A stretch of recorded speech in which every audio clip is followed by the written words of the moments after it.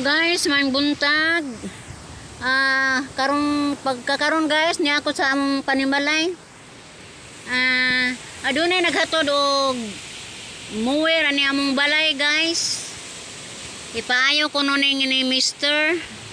Pero pagkakaron wala si Mr. tuwa naman day. Ang akong mga anak lang ang nag-ayo ni ini.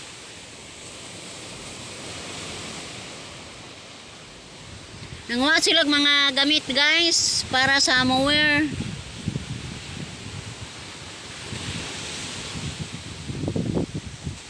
Duro nilang pangita og mga gamit.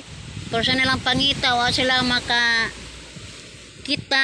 kay ang akong anak pod tuwa man pod sa pantalan nag-ayo pod og laing makina.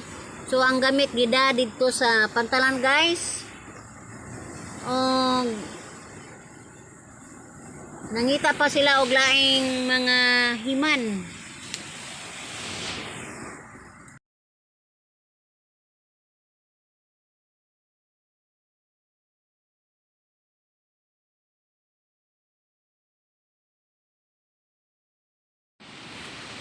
Ilang gisubay guys, so kompleto ba gasolina, asiti o carburetor, ilang gihinluan.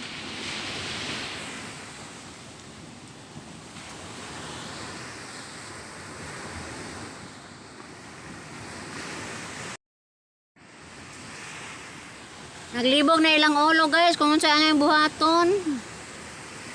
Nagtampuhan na sila mga istorya, mga hunahuna kung unsa di makapaandar ining muwira.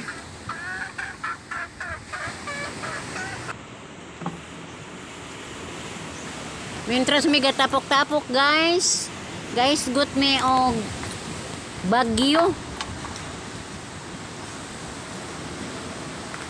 Ganahaw namin sa among sitwasyon aning amo ang lugar kung unsa nay unyay abot. Maapektuhan ko no ang Visayas guys ning maong bagyo. So nag-uol mi guys. Mga juga ni bagyo kani sakas ibabaw. Wala mo agis buhol. Buhol day agita. Gikas Mindanao man isaka pa daw Luzon. Tanaw ra direction sa bagyo. Nalipay mi guys nga nitanaw mi sa YouTube nga ang bagyo daay ni saka nas ibabaw wala mo agi diri sa buhol.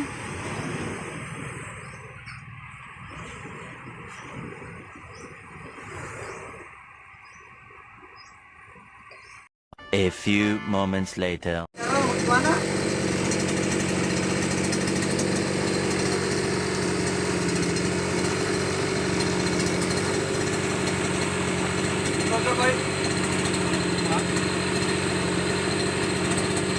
Kung sino na diferensya di anak? Ha?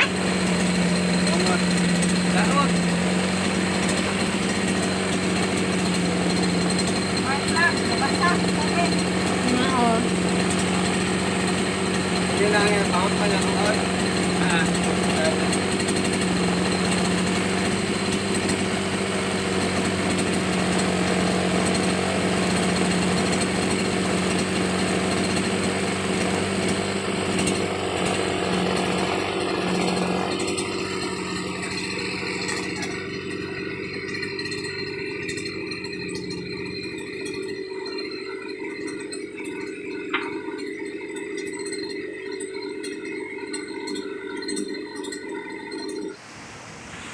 Maayo gani guys kay doon na sad may mga sideline pod panahon sa habagat ngarong tigbagyo guys maka pangwarta pod mi ginagmay maloy pod ang Ginoo namo guys.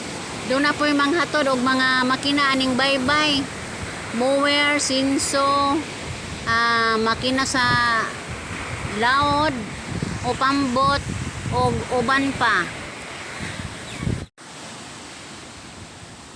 Guys, salamat sa inyong pagsilip sa akong video. Ako lang ipakita ninyo guys kung makamao ba mi mo kuan og mga makina. Makaumay mi guys. Og bye-bye.